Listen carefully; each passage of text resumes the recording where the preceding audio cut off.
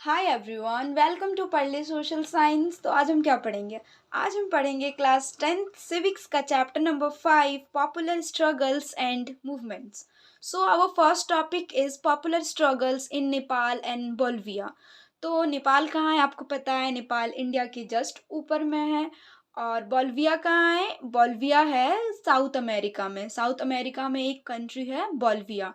तो इन दोनों का एक स्टोरी है जो हम पढ़ेंगे, और इससे हम समझेंगे कि जो नेपाल में और बोल्विया में कैसे कैसे पॉपुलर स्ट्रगल्स हुई थी। ठीक है। तो 1990 में नेपाल में डेमोक्रेसी आ चुका था। तो 2006 अप्रैल में एक पॉपुलर मूवमेंट होता है डेमोक्रेसी को रीस्टोर करने के लिए। तो इसके बैकग्राउंड से हम पढ़ते हैं कि 2006 में क्यों हुआ था, एक पॉपुलर मूवमेंट क्यों हुआ था। ठीक है। तो 1990 में क्या हुआ? तो कॉन्स्टिट्यूशनल मोनार्की आ चुका था नेपाल में। मतलब कि जो राजा सिस्टम है, मतलब कि जो किंग और क्वीन का जो सिस्टम होता है, वो तो नेपाल में था ही। मतलब जो मोनार्क है वो भी होंगे। मोनार्की मतलब जो राजा और रानी का सिस्टम होता है, लेकिन कॉन्स्टिट्यूशन भी होगा। ठीक है। तो उसमें क्या होगा, जो किंग बीरेंद्र है वो मोनार्क बनेंगे, और जो इलेक्टेड लीडर मतलब कि पीएम भी होंगे उस कंट्री में। ठीक है। तो नेपाल में 1990 में कॉन्स्टिट्यूशनल मोनार्की आ चुका था। फिर 2001 में क्या हुआ, एक मैसेकर होता है रॉयल फैमिली में। तो क्या होता है, किंग बीरेंद्र का हत्या हो जाती है उनकी। उसके उनके साथ साथ 11th और भी डेथ हो जाती है उनके फैमिली में। तो जो किंग होते हैं उनकी भी डेथ हो जाती है। तो उसके बाद कौन राजा बनता है? उसके बाद किंग ज्ञानेंद्र न्यू किंग बनते हैं नेपाल के। जो क्या करते हैं, जो डेमोक्रेटिक रूल होता है, मतलब जो 1990 में जो कॉन्स्टिट्यूशनल मोनार्की था उसको अबॉलिश कर देते हैं, उसको ख़त्म कर देते हैं। और फरवरी 2005 में प्राइम मिनिस्टर को डिसमिस कर देते हैं, जो इलेक्टेड प्राइम मिनिस्टर होते हैं। और पार्लियामेंट को भी डिसमिस कर देते हैं, और अब कहते हैं कि सिर्फ अब मोनार्क सिस्टम होगा, कोई इलेक्टेड गवर्नमेंट नहीं होगा। तो इसी वजह से क्या होता है, 2005 में जो ये डिसमिस कर देते हैं प्राइम मिनिस्टर को और पार्लियामेंट को, इसीलिए नेपाल के जो लोग होते हैं, नेपाल की जो पॉपुलेशन होती है, वो क्या करती है, एक पॉपुलर मूवमेंट करती है। किसके अगेंस्ट? किंग ज्ञानेंद्र के अगेंस्ट, अप्रैल 2006 में। तो इसमें क्या होता है, ऑल पार्टीज, जो पार्लियामेंट के जितने सारे पार्टीज हैं वो मिलकर क्या बनाते हैं, 7 पार्टी अलायंस। एक बनाते हैं, ऑर्गेनाइजेशन बनाते हैं, एक पार्टी बनाते हैं, 7 पार्टी अलायंस। और ये 4 डेज का स्ट्राइक करते हैं। कहाँ पे? काठमांडू में। काठमांडू नेपाल का कैपिटल है। ठीक है। तो वो स्ट्राइक करते हैं, गवर्नमेंट के अगेंस्ट प्रोटेस्ट करते हैं। उसके बाद क्या होता है, ये प्रोटेस्ट बहुत ज़्यादा फैल जाता है। तो इसमें और भी कौन कौन से लीडर होते हैं? तो 7 पार्टी अलायंस तो होता ही है। जो नेपाल में प्रोटेस्ट होता है उसमें 7 पार्टी अलायंस होते हैं, और माविस्ट लोग होते हैं। माविस्ट किन्हें कहते हैं? तो देखिए, चाइना में एक कम्युनिस्ट लीडर है, माओ जेडोंग। उनके जो भी लीडर हैं, उनके जो जितने भी फॉलोअर्स हैं, कहीं भी उनके फॉलोअर्स हैं, उन्हें माविस्ट कहते हैं। तो माओ जेडोंग के जो फॉलोअर है वो माविस्ट, वो भी इस प्रोटेस्ट में पार्टिसिपेट करते हैं। और भी जितने भी लोग होते हैं वो पार्टिसिपेट करते हैं कि नहीं, जो किंग है वो गलत कर रहा है, जो किंग है ये गवर्नमेंट को हटाकर बहुत गलत किया। तो 1 लाख से भी ज़्यादा लोग जमा होते हैं, और 21 अप्रैल को क्या होता है, सारे लोग मिलके किंग को 3 डिमांड्स भेजते हैं। मतलब अपनी 3 डिमांड्स लिख कर भेजते हैं कि हमारा जो पार्लियामेंट है उसको रीस्टोर कर लो, जो पावर है वो सारे पार्टीज को दो, ऐसा नहीं कि सिर्फ आपके पास, किंग के पास पावर हो। और कॉन्स्टिट्यूएंट असेंबली होना चाहिए, मतलब कि एक ऐसी असेंबली होना चाहिए जो कॉन्स्टिट्यूशन बनाए। तो 24 अप्रैल को तो क्या होता है, बहुत ज़्यादा स्ट्राइक बढ़ जाता है, प्रोटेस्ट बहुत ज़्यादा बढ़ जाता है, लोग बहुत पॉपुलर स्ट्रगल्स करते हैं, लोग बहुत मेहनत करते हैं, नेपाल में बहुत प्रोटेस्ट करते हैं राजा के अगेंस्ट। तो फाइनली 24 अप्रैल 2006 को क्या होता है, किंग एक्सेप्ट कर लेते हैं इनके 3 डिमांड्स को। कि क्या करते हैं, किंग पार्लियामेंट को रीस्टोर कर लेते हैं, पार्टी जितनी भी पार्टीज होते हैं सबको पावर देते हैं, और कॉन्स्टिट्यूएंट असेंबली बनाते हैं। तो किंग जब एक्सेप्ट करते हैं तो पहला प्राइम मिनिस्टर कौन बनता है नेपाल का? गिरजा प्रसाद कोइराला। ये क्या होता है, पहले प्राइम मिनिस्टर बनते हैं नेपाल के। उसके बाद किंग क्या करती है, जो पार्लियामेंट है उसको दोबारा से रीस्टोर कर देते हैं किंग, कि नहीं बहुत ज़्यादा प्रोटेस्ट हो रहा है, अब तो पार्लियामेंट को रीस्टोर करना ही पड़ेगा। और इससे क्या होता है, जो किंग का पावर होता है वो कम हो जाता है। देखिए, आप अगर किसी एक सिंगल के पास पावर होगा तो उसके पास बहुत ज़्यादा पावर होगा, लेकिन अगर वो पावर को डिवाइड कर देगा तो उसका पावर ऑब्वियसली कम हो जाएगा। तो क्या हुआ, किंग ज्ञानेंद्र ने जब पार्लियामेंट को पावर दी तो उनका पावर कम हो गया। और क्या किया, किंग ज्ञानेंद्र ने कॉन्स्टिट्यूएंट असेंबली को इलेक्ट करवाया कि हाँ अब कॉन्स्टिट्यूशन बनेगा, जिसमें इलेक्ट करवाया, जिसके मेंबर कौन कौन थे, 7 पार्टी अलायंस के मेंबर थे, और माविस्ट लोग उनके मेंबर थे। तो इस तरह से नेपाल के लोगों ने बहुत पॉपुलर मूवमेंट और स्ट्रगल्स करके बहुत मेहनत से नेपाल में दोबारा से डेमोक्रेसी को स्टैब्लिश कर दिया। ठीक है, अब हम पढ़ेंगे बोलिविया का स्टोरी।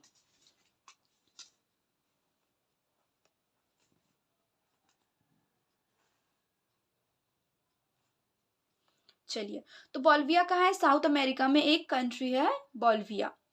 तो ज़्यादा बड़ी कंट्री नहीं है, छोटी सी कंट्री है, पर बोलिविया कंट्री के बारे में हम पढ़ेंगे। बोलिविया का वाटर वॉर हुआ था, तो इसमें ऐसा नहीं था कि कुछ डेमोक्रेसी को लेके हुआ था। देखिए, जो स्ट्रगल्स होती है, जो मूवमेंट होता है, जो प्रोटेस्ट होता है कोई भी कंट्री में, ये इसलिए नहीं होता है कि डेमोक्रेसी नहीं है, डेमोक्रेसी लाओ। डेमोक्रेसी के लिए तो होता ही है, पर हर बार डेमोक्रेसी के लिए नहीं होता है। कुछ कुछ पॉपुलर स्ट्रगल्स क्या होता है कि डेमोक्रेसी कंट्री में ऑलरेडी एग्जिस्ट करता है, पर डेमोक्रेसी अच्छे से अपना काम, अपना वर्क नहीं करता, इस वजह से लोग पॉपुलर स्ट्रगल्स करते हैं। तो इसी तरह एक स्टोरी है बोलिविया का।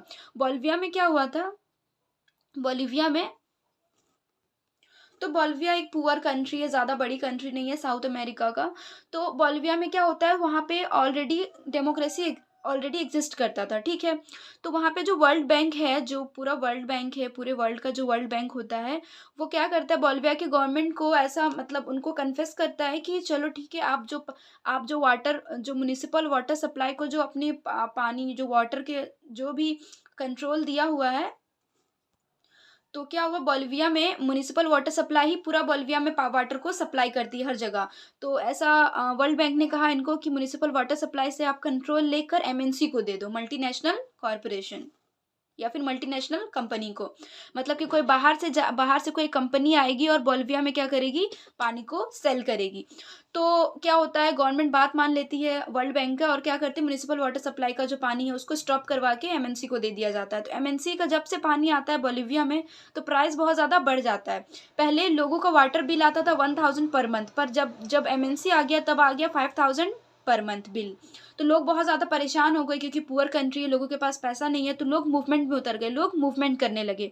तो जनवरी 2000 में क्या होता है, बहुत सारे लीडर्स, बहुत सारे ग्रुप, लेबर्स, जो लीडर्स होते हैं, जो गरीब लोग होते हैं, जो अमीर लोग होते हैं, सारे लोग आते हैं और स्ट्राइक करते, प्रोटेस्ट करते गवर्नमेंट के अगेंस्ट कि नहीं, आप ये गलत कर रहे हो, दोबारा से पानी का सप्लाई है, जो वाटर सप्लाई है, वो म्युनिसिपल वाटर सप्लाई को दे दो।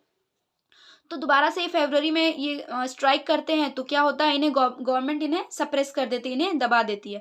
फिर दोबारा ये अप्रैल में अपना स्ट्राइक शुरू करती है, तो फिर गवर्नमेंट मार्शल लॉ लगा देती है। मार्शल लॉ मतलब होता है कि मिलिट्री रूल लगा देती है कि आप कोई भी प्रोटेस्ट नहीं कर सकता गवर्नमेंट के अगेंस्ट। फिर भी लोग क्या करते हैं, अपनी जो स्ट्रगल्स है, अपनी जो मूवमेंट है, वो उससे बाज नहीं आते, उसको छोड़ते ही नहीं है लोग। फिर भी बहुत प्रयास करते हैं, बहुत ज़्यादा लोग आगे बढ़ते हैं, फोर्स, जो लोग बहुत ज़्यादा गवर्नमेंट को फोर्स करते हैं कि नहीं, एमएनसी को हटाओ, यहाँ से एमएनसी को हटाओ। इतना ज़्यादा प्रोटेस्ट होता है कि एमएनसी खुद चला जाता है वहाँ से, और जो कॉन्ट्रैक्ट है एमएनसी का, उसे कैंसिल करके किसे दे दिया जाता है, म्युनिसिपल वाटर सप्लाई को।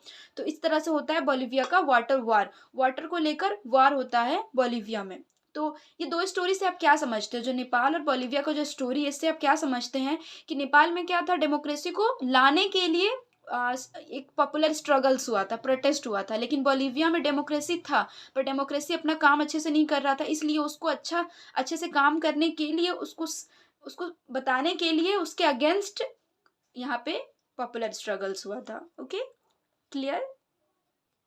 Now democracy and popular struggles. तो डेमोक्रेसी और पॉपुलर स्ट्रगल्स का क्या रिलेशन है, अब हम ये पढ़ेंगे।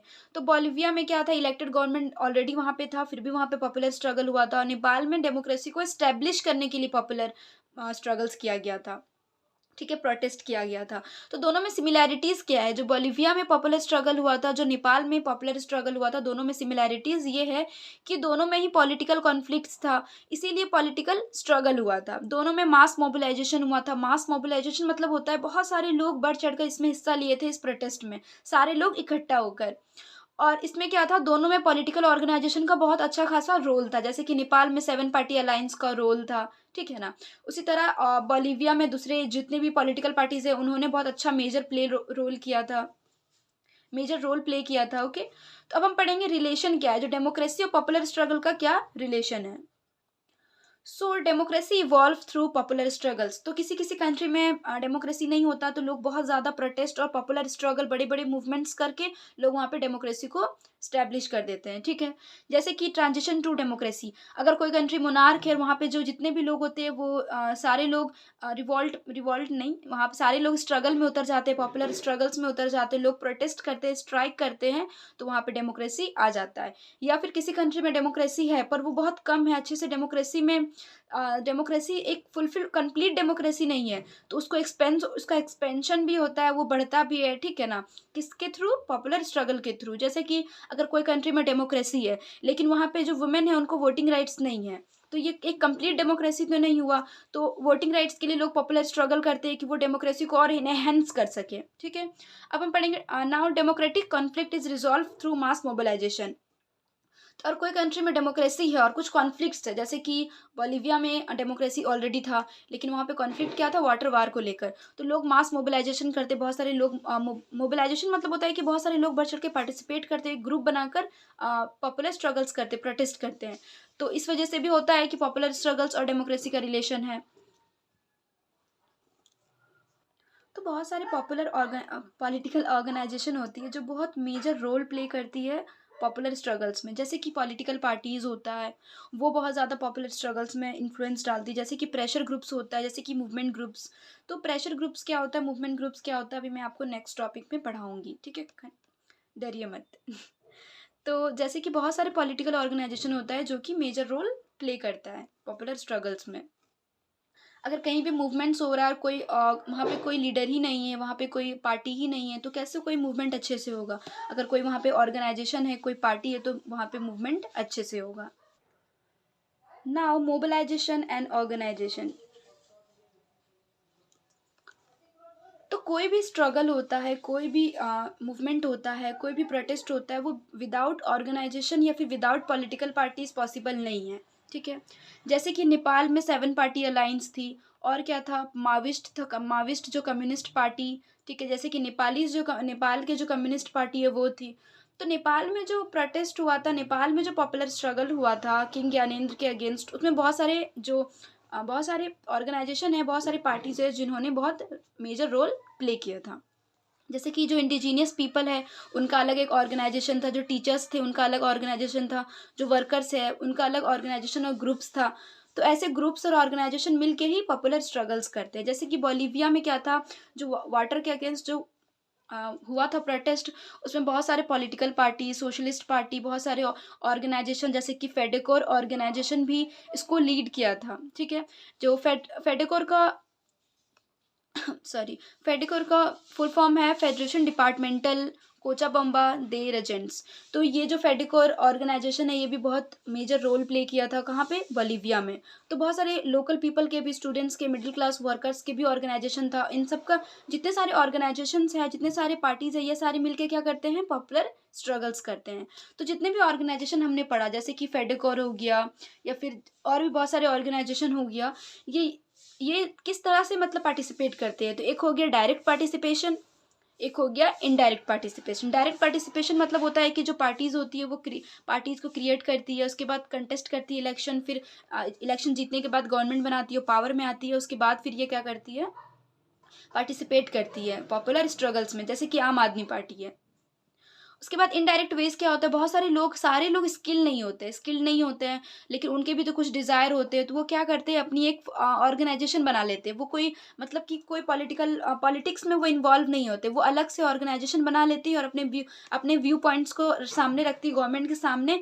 जैसे कि प्रेशर ग्रुप हो गया, जैसे कि एनजीओ हो गया, नॉन गवर्नमेंटल ऑर्गेनाइजेशन एनजीओ, जैसे कि मूवमेंट्स ग्रुप्स हो गया। ये क्या हो गया? इनडायरेक्ट वेज होता है। डायरेक्ट वेज क्या है कि आप गवर्नमेंट के अंदर मतलब पॉलिटिक्स में घुस कर आप वहाँ पे स्ट्रगल्स कर रहे हो, पॉपुलर मूवमेंट्स कर रहे हो, प्रोटेस्ट कर रहे हो। लेकिन इनडायरेक्ट वेज हो गया कि आप पॉलिटिक्स में ना घुसकर अपने साइड से ऑर्गेनाइजेशन बना के अपने व्यू पॉइंट को रख रहे हो। Now pressure groups and movement groups. तो प्रेशर ग्रुप्स और मूवमेंट ग्रुप्स पढ़ते पहले हम प्रेशर ग्रुप्स को कंप्लीट करते हैं। तो प्रेशर ग्रुप एक इनडायरेक्ट पार्टिसिपेशन है। मैंने आपको बताया कि सारे लोग स्किल्ड नहीं होते, सारे लोगों को गवर्नमेंट के अंदर घुसकर उसमें पार्टिसिपेट नहीं करना होता है, कोई लोग इनडायरेक्टली करते हैं। जैसे कि जो प्रेशर ग्रुप जो ऑर्गेनाइजेशन होता है वो क्या करते हैं, गवर्नमेंट के जो पॉलिसीज़ होती है उसको इन्फ्लुएंस डालती है। कैसे इन्फ्लुएंस डालती है? तो अगर गवर्नमेंट कोई पॉलिसी बनाए है, ठीक है? जो लोग हैं उनको वो गलत लगा तो वो अपना प्रेशर ग्रुप बना लेंगे, अपना ऑर्गेनाइज़ेशन बना के गवर्नमेंट के अगेंस्ट गवर्नमेंट के अगेंस्ट क्या करेंगे? प्रोटेस्ट करेंगे और अपनी बात गवर्नमेंट के आगे रखेंगे। तो प्रेशर ग्रुप्स को इंटरेस्ट ग्रुप्स भी कहा जाता है, ठीक है? Interest group. तो जो प्रेशर ग्रुप होता है वो कौन बनाते हैं? जो कॉमन ऑक्यूपेशंस के लोग होते हैं, जो उनका इंटरेस्ट है, जो उनका डिज़ायर है वो पूरा सेम होता है, वो सारे लोग मिलके बनाते हैं। जैसे कि यहाँ पे जैसे कि वर्कर्स है, बहुत सारे वर्कर्स हैं और वो कोई इंडस्ट्री में काम करते हैं, फैक्ट्री में काम करते हैं। तो इनको अपने जो इंडस्ट्रियल ओनर होते हैं उसके अगेंस्ट कुछ प्रोटेस्ट करना है, क्योंकि जो इंडस्ट्रियल ओनर्स है इनके साथ इनका वर्किंग कंडीशन अच्छा नहीं है। तो जितने भी वर्कर्स होते हैं वे मिलके क्या करेंगे? अपना एक प्रेशर ग्रुप बना देंगे, ठीक है? अब प्रेशर ग्रुप बनाकर ये जिसके भी अगेंस्ट इनको मूवमेंट करना है ये प्रोटेस्ट करेंगे। तो कोई ऑर्गेनाइजेशन के बिना, कोई प्रेशर ग्रुप या ऑर्गेनाइजेशन के बिना कोई मूवमेंट हो सकता है? ज़रूर हो सकता है। जैसे कि नर्मदा बचाओ आंदोलन। नर्मदा बचाओ आंदोलन कोई एक प्रेशर ग्रुप इसको नहीं किया था। जैसे कि नर्मदा में जो नर्मदा रिवर है वहाँ पे जैसे डैम बनाने की बात हुई तो वहाँ पे लोग सडनली अचानक से प्रोटेस्ट में उतर गए। ऐसा नहीं कि वहाँ पे कोई ग्रुप बना उसके बाद लोग प्रोटेस्ट में आए, ठीक है? जैसे कि movement for right to information, anti liquor movement, women's movement, ये सब कौन करता है? ये बिना ऑर्गेनाइजेशन का ही होता है। सारे लोग ग्रुप बनाते हैं और क्या करते हैं? प्रोटेस्ट करते हैं। तो इनको क्या कहते हैं? मूवमेंट ग्रुप्स कहते हैं। मतलब कि तो मूवमेंट ग्रुप्स क्या होता है? ये कोई ऑर्गेनाइजेशन नहीं बनाते, ये स्पॉन्टेनियस होता है, मतलब अचानक से मास मूवमेंट होता है। जैसे कि वुमेन के साथ कुछ इनजस्टिस हो रहा है, तो क्या होता है जितने सारी वुमेन्स होती है वो कोई इंतज़ार नहीं करती कि हमारे लिए कोई प्रेशर ग्रुप बना दे या फिर हम प्रेशर ग्रुप बनाते हैं। वो सारी वुमेन्स आती है, पार्टिसिपेट करती है, सारी वुमेन्स मिलके गवर्नमेंट के अगेंस्ट प्रोटेस्ट करती है। ये बहुत इनफॉर्मल होता है, ऐसा नहीं कि फॉर्मली होता है कि आप गवर्नमेंट को कोई लेटर भेज रहे हो कि हम प्रोटेस्ट करने वाले, नहीं, इनफॉर्मल होता है, बिना बताए आप अचानक से आप प्रोटेस्ट में उतर जाते हो, मूवमेंट में उतर जाते हो, उसे हम कहते हैं मूवमेंट ग्रुप्स, ठीक है?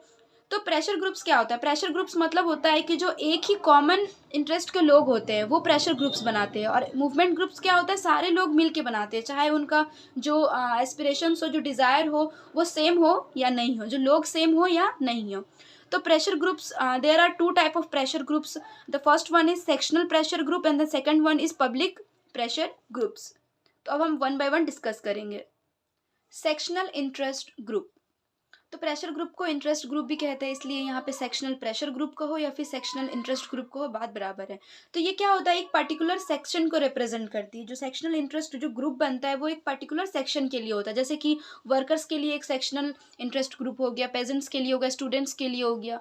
ये क्यों होता है? एक पर्टिकुलर सेक्शन को रिप्रेजेंट करने के लिए होता है ग्रुप सोसाइटी में। पूरे होल कलेक्टिव को लेकर नहीं चलती है यहाँ पे पूरे सोसाइटी को लेकर नहीं चलती। यहाँ पे एक पर्टिकुलर लोगों का इंटरेस्ट को लेकर चलती है। जैसे कि जो स्टूडेंट्स होते हैं उनको कुछ एजुकेशन सिस्टम में चेंज चाहिए, तो वो अब सारे स्टूडेंट्स ही मिलकर बनाएंगे सेक्शनल इंटरेस्ट ग्रुप, ना कि जो स्टूडेंट्स, टीचर्स, जितने लोग हैं सारे लोग मिलकर बनाएंगे, नहीं, ठीक है? तो ये क्या क्यों होता है? बेटरमेंट के लिए, जो एक सेक्शन के बेटरमेंट के लिए और उनके वेलबींग के लिए। जैसे कि एग्जाम्पल में है सेक्शनल इंटरेस्ट ग्रुप का एग्जाम्पल है trade union, business association, lawyer groups, doctor groups, teachers groups. ये पूरे सोसाइटी के लिए नहीं होता बल्कि कोई एक पर्टिकुलर सेक्शन के लिए होता है। जैसे कि लॉयर एक पर्टिकुलर सेक्शन हो गया, डॉक्टर एक पर्टिकुलर सेक्शन हो गया। Now public interest group. तो पब्लिक इंटरेस्ट ग्रुप में क्या होता है? कलेक्टिव पूरे सोसाइटी को लेकर चलती है, पूरे सोसाइटी के इंटरेस्ट को प्रमोट करती है। जैसे कि तो ऐसा कोई ग्रुप बनता है जो कि ना ही कोई एक सेक्शन को रिप्रेजेंट करती है, पूरे सोसाइटी का वेलबींग बेनिफिट्स के लिए सोचती है। जैसे कि एग्जांपल में है group fighting against bonded labour. जो बंधुआ मजदूरी होती है जो बंधुआ मजदूरी होती है, तो ऐसा तो नहीं कि कोई एक सेक्शन के लोगों को ही बॉन्डेड लेबर बनाया जाता है, हर सेक्शन के लोग को बॉन्डेड लेबर बनाया जाता है। तो वहाँ पे हम कैसा इंटरेस्ट ग्रुप बनाएंगे? पब्लिक इंटरेस्ट ग्रुप बनाएंगे, जहाँ पे जो सोसाइटी है सारे सोसाइटी के हर लोगों के लिए उनके बेनिफिट्स के लिए बनाए जाए। जैसे कि बैमसेफ हो गया, backward and minority communities employ federation, ये एक फेडरेशन हो गया, ये एक ग्रुप हो गया। ये किसके लिए बनाया जाता है? एम्प्लॉयज के लिए बनाया जाता है, जो बैकवर्ड है, माइनॉरिटीज है, उनके लिए बनाया जाता है, ठीक है? तो ऐसा नहीं कि माइनॉरिटी सिर्फ एक सेक्शन के होते हैं, हर सेक्शन के लोग में होते हैं। तो इनका प्रिंसिपल कंसर्न क्या होता है, मतलब जो पब्लिक इंटरेस्ट ग्रुप होता है इनका सबसे मेन कंसर्न क्या होता है, सोशल जस्टिस। मतलब कि सोसाइटी में सबको जस्टिस मिले, ऐसा नहीं है कि जो अपर क्लास हो, जो लोअर क्लास हो, लोअर क्लास के साथ इनजस्टिस हो रहा हो, उनको जस्टिस दिलवाने के लिए। तो लोअर क्लास में तो सिर्फ एक सेक्शन के लोग नहीं आते, सिर्फ डॉक्टर ही सारे लोअर लोअर है, नहीं, सारे सेक्शन के लोग लोअर हो सकते हैं। तो जो अपर क्लास है, जो लोअर क्लास है उनके जो लोअर क्लास है उनके जस्टिस के लिए भी ये प्रिंसिपल कंसर्न होता है। ठीक है। तो सेक्शनल इंटरेस्ट ग्रुप हो गया, एक पर्टिकुलर सेक्शन के लिए ग्रुप बनाया जाता है, और पब्लिक इंटरेस्ट ग्रुप हो गया जो पूरे सोसाइटी के वेलबींग के लिए सोचता है। Now movement groups. तो मूवमेंट ग्रुप्स मैंने आपको बताया था कि मूवमेंट ग्रुप्स को एक पर्टिकुलर इंटरेस्ट के लोग नहीं बनाते, मूवमेंट ग्रुप सारे लोग मिलकर ग्रुप बनाते हैं। तो मूवमेंट ग्रुप्स दो टाइप का होता है, एक होता है इशू स्पेसिफिक मूवमेंट, एक होता है जनरल मूवमेंट। तो इशू स्पेसिफिक मूवमेंट में क्या होता है कि ये मूवमेंट ऐसे इशू के लिए किया जाता है जो एक सिंगल इशू हो, मतलब कि एक सिंगल कोई प्रॉब्लम हो उसके अगेंस्ट लोग ग्रुप बना रहे हैं। तो इसका ऑब्जेक्टिव क्या होता है, लिमिटेड टाइम के लिए होता है, इसका ऑब्जेक्टिव सिंगल होता है। जैसे कि नेपालीज मूवमेंट फॉर डेमोक्रेसी।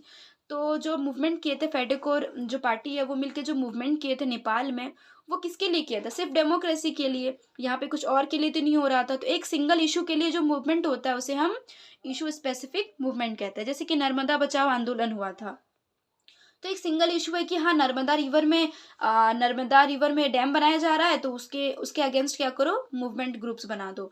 तो ये इशू स्पेसिफिक मूवमेंट हो गया, एक ही इशू के लिए हो गया। और displacement of people due to Sardar Sarovar dam. Sardar Sarovar dam बनाया जब गया था तो क्या हुआ था कि लोगों को वहां से हटाया गया था, वहां से लोगों को वहां से अपने अपने घर छोड़ कर जाना पड़ा था। तो ये भी एक सिंगल इशू हुआ। तो इसके अगेंस्ट जब सारे ही लोग एक ग्रुप बनाते हैं उसे हम कहेंगे इशू स्पेसिफिक मूवमेंट या फिर मूवमेंट ग्रुप्स। तो इसमें क्या होता है, जो इसमें जो लीडरशिप होता है वो क्लियर होता है। ऐसा नहीं होता है कि जो मूवमेंट होता है इसमें बहुत सारे, इसमें जो मूवमेंट होता है वो एक क्लियर होता है। जैसे कि नर्मदा बचाओ आंदोलन के लीडर शायद तो नर्मदा बचाओ आंदोलन के जो लीडर थे वो शायद मेधा पाटकर थे। I am not clear about it, but शायद मेधा पाटकर थे। ठीक है, आप चेक कर लेना गूगल करके। तो जो सरदार सरोवर डे में जो डिस्प्लेसमेंट हुआ था उनके लिए जो मूवमेंट ग्रुप्स बनाए गए थे, तो जो इशू होते हैं वो सिंगल होता है। ठीक है ना, इसमें इशू सिंगल होता है। तो मूवमेंट ग्रुप्स दो टाइप का बनाया जाता है, एक होता है जब इशू कोई सिंगल होता है, जो ऑब्जेक्टिव भी उनका एक ही होता है कि हाँ नर्मदा बचाओ, नर्मदा को बचाना है, एक ही ऑब्जेक्टिव होता है। ठीक है। लेकिन जो जनरल मूवमेंट होता है, मूवमेंट ग्रुप्स में जो जनरल मूवमेंट होता है वो एक इशू के लिए नहीं होता, उसके पीछे बहुत सारे इशू होते हैं। ठीक है। तो जैसे कि एक ब्रॉड गोल होता है लोगों का, बहुत लंबे समय तक ये मूवमेंट चलता है। एग्जाम्पल में है इन्वायरमेंटल मूवमेंट।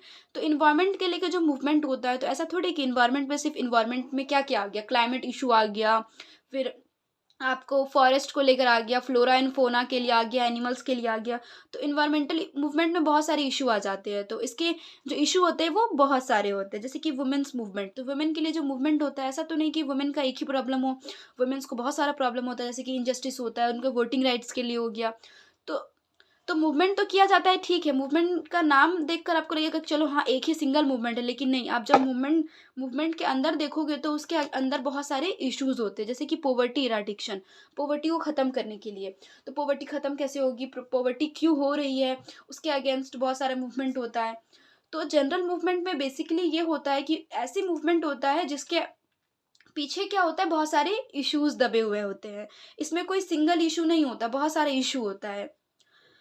जैसे कि एक एग्जांपल हो गया NAPM, national alliance for people's movement. तो जब भी कोई जनरल मूवमेंट होता है या फिर मूवमेंट ग्रुप्स होता है तो कौन सपोर्ट करता है, NAPM, national alliance for people's movement. क्या होता है, सारे ऑर्गेनाइजेशन को सपोर्ट करती है और उनकी मदद करती है।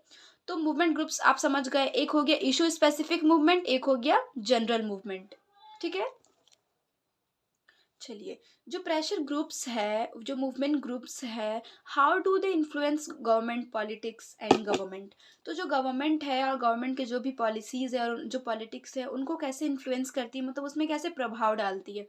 तो आई होप, मैं उम्मीद करूँगी कि प्रेशर ग्रुप और मूवमेंट ग्रुप आप अच्छे से समझ चुके हो। प्रेशर ग्रुप्स क्या होता है कि एक पर्टिकुलर सेक्शन के लोग प्रेशर ग्रुप्स बनाते हैं जिनका एक ही डिज़ायर होता है।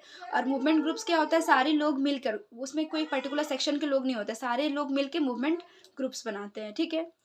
तो तो कैसे पॉलिटिक्स में इन्फ्लुएंस डालती है ये सारी ग्रुप्स। तो क्या करती है, सबसे पहले जो ग्रुप्स होती है वो पब्लिक का सपोर्ट गेन करती है, उसके बाद मीटिंग्स करती है बहुत सारी, उसके बाद मीडिया को अपनी तरफ इन्फ्लुएंस करती है। जैसे अगर आप प्रोटेस्ट करेंगे तो मीडिया खुद ब खुद आपकी तरफ चल जाएगी, और फिर वहाँ पे आप अपना वो खुद अपना मुद्दा वहाँ पे रख देते हैं कि हमको इनसे इससे प्रॉब्लम है, आप गवर्नमेंट को हमारी बात पहुँचा दो।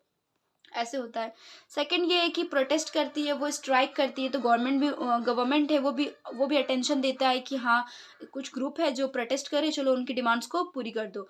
तो गवर्नमेंट को फोर्स करती है प्रोटेस्ट करके कि हमारी डिमांड्स को पूरी कर दो। उसके बाद जो प्रेशर ग्रुप्स होते हैं, जो मूवमेंट ग्रुप्स होते हैं, वो पार्टिसिपेट करते हैं ऑफिशियल कमिटीज़ में, ठीक है।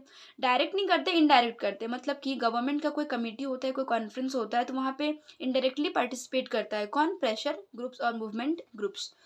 तो बहुत सारे प्रेशर ग्रुप्स होते हैं जो कि पॉलिटिकल पार्टीज बनाती है, ठीक है। तो जैसे कि स्टूडेंट ऑर्गेनाइजेशन बना था, स्टूडेंट ऑर्गेनाइजेशन वो कौन बनाया था, पॉलिटिकल पार्टीज बनाई थी।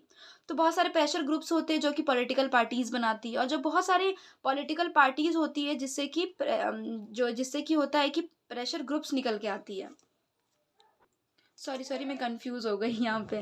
तो बहुत सारे प्रेशर ग्रुप्स होते हैं, वो कैसे बनते हैं, पॉलिटिकल पार्टीज से। बहुत सारे पॉलिटिकल पार्टीज होती है, जैसे कि स्टूडेंट ऑर्गेनाइजेशन, ये एक प्रेशर ग्रुप है, ये कैसे बना है, पॉलिटिकल पार्टीज से। लेकिन बहुत सारे पॉलिटिकल पार्टीज होते हैं जो प्रेशर ग्रुप से बनता है, ठीक है। अब यहाँ पे मैं कंफ्यूज हो गई थी। तो यहाँ पे क्या होता है, बहुत सारे प्रेशर ग्रुप्स पॉलिटिकल पार्टीज से बन के निकलती है, और यहाँ पे बहुत सारे पार्टीज होती है जो पॉलिटिकल पार्टीज जो कि प्रेशर ग्रुप से बन के निकलती है। तो जिसका सबसे अच्छा एग्जाम्पल है आम आदमी पार्टी। तो जब लोकपाल बिल के अगेंस्ट जब प्रोटेस्ट हुआ था, तो वहां से क्या निकल कर आया था, आम आदमी पार्टी। तो एक प्रेशर ग्रुप था, वहां से ये पार्टी निकल कर आई थी। जैसे कि आसाम आसाम में जो मूवमेंट हुआ था, स्टूडेंट्स का जो मूवमेंट हुआ था आसाम में, उसके बाद ये क्या बनाए, एक पार्टी बना ली है, असोम गाना परिषद। जैसे कि तमिलनाडु में एक मूवमेंट हुआ था जिससे कि एक पार्टी आया डीएम की, ठीक है ना, द्रविड़ मुनेत्र खजागम, ठीक है। तो ये एक पार्टी बन के आया। तो बहुत सारे प्रेशर ग्रुप्स होते हैं जो बनता है पॉलिटिकल पार्टीज से, और बहुत सारी पॉलिटिकल पार्टीज भी कहाँ से निकल कर आती है, प्रेशर ग्रुप्स से ना। जो प्रेशर ग्रुप्स और पॉलिटिकल पार्टीज होता है, उनका रिलेशन डायरेक्ट नहीं होता, बहुत सारे नेगोशिएशंस होते हैं, डायलॉग होते हैं, उसके बाद जो प्रेशर ग्रुप्स होते हैं वो अपनी बात रखते हैं और गवर्नमेंट के आगे अपनी डिमांड्स को फुलफिल करवाती है। तो बहुत सारे प्रेशर ग्रुप्स भी होते हैं जहाँ बहुत सारे प्रेशर ग्रुप से बहुत सारे लीडर्स भी निकल के आते हैं। देखिए, कोई एक मुद्दा आप आज उठा लो, ठीक है। जैसे कि मैं अगर कोई मुद्दा उठा रही हूँ सोसाइटी में कि मुझे कुछ पसंद नहीं है, वुमेन के अगेंस्ट कुछ इनजस्टिस हो रहा है, तो मैं उस मुद्दा को उठाकर प्रोटेस्ट करूंगी, ठीक है। एक प्रेशर ग्रुप मैंने बना लिया। तो मैं जब प्रेशर ग्रुप बना लूंगी, उसके बाद क्या होगा कि लोग मुझे जानने लगेंगे, मैं लोगों के लिए आवाज़ उठाने लगूंगी, तो मैं क्या हो जाऊंगी, धीरे धीरे पॉलिटिकल लीडर बन जाऊंगी, और मैं अपना एक पॉलिटिकल पार्टीज बना लूंगी इंशाल्लाह। तो क्या होगा, ऐसे होता है। तो बहुत सारे प्रेशर ग्रुप से क्या होता है, पॉलिटिकल लीडर निकल के आती है। तो ये जो इन्फ्लुएंस डालती है, जो ये पॉलिटिकल सॉरी जो प्रेशर ग्रुप्स है और जो मूवमेंट ग्रुप्स है, ये जो इन्फ्लुएंस डालती है, तो क्या ये डेमोक्रेसी के लिए हेल्दी है? तो एक नेगेटिव पॉइंट भी है और एक पॉजिटिव पर्सपेक्टिव भी है। तो नेगेटिव ये है कि ये क्या करती है, जो प्रेशर ग्रुप्स होती है, ये जो इंटरेस्ट ग्रुप होती है, ये एक पर्टिकुलर वन सेक्शन के लिए प्रमोट करती है उनके इंटरेस्ट को, ना कि पूरे होल सोसाइटी को।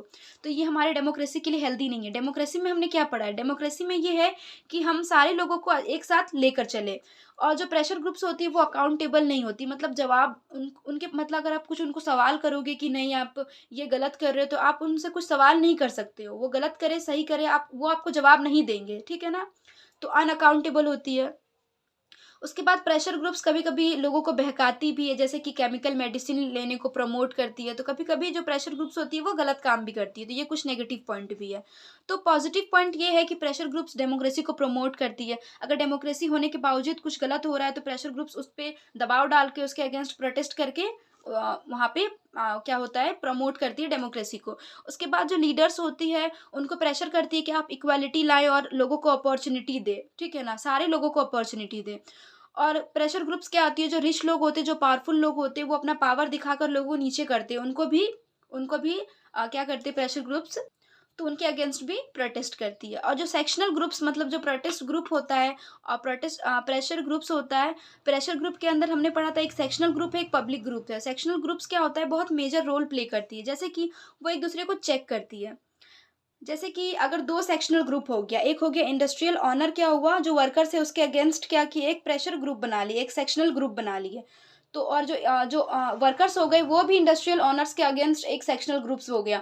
तो दोनों क्या होगा, दोनों अपना अपना एक ग्रुप बना लेंगे, दोनों एक अपना अपना ग्रुप बना लेंगे और दोनों अपने एक दूसरे को चेक करेंगे, मतलब दोनों एक दूसरे को लिमिट करेंगे, दोनों एक बैलेंस बना हुआ रहेगा। ठीक है। तो डेमोक्रेसी में प्रेशर ग्रुप्स का होना अच्छा भी है और बुरा भी है। तो नेगेटिव पर्सपेक्टिव भी हो गया, पॉजिटिव पर्सपेक्टिव भी हो गया। तो चलिए, आपका चैप्टर कंप्लीट हो गया, खुश हो जाइए। बाय, जय हिंद।